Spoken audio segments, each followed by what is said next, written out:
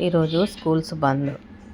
మా పిల్లలు ఏం చేస్తున్నారంటే ఒక ఆమెమో సెల్లు చూస్తూనే ఉంటుంది, ఇంకొకడేమో తినడం, వీడికి ఇదే ప్రపంచం. వీడు బయటికి వెళ్ళడు, ఎవరితో కలవడు. ఆ టీవీ టీవీ టీవీ ఆ బొమ్మలు ఉంటే చాలు. చించాంగ్ అయిపోయింది, డోరోమెన్ అయిపోయింది.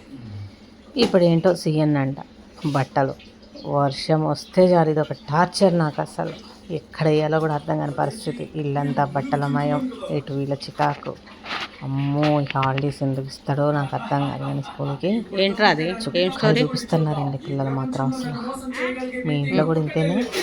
మా వాళ్ళేనా? పేరు ఏంటి? కిటనిక్సా?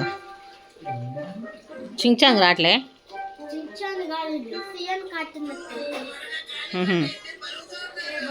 ఒక్క నిమిషం ఆగండి. మీ దగ్గర కంట్రోల్ డివైస్ ఉంది కదా, అయినా గోడ చాటును తాకుని ఎందుకు చూస్తున్నారు?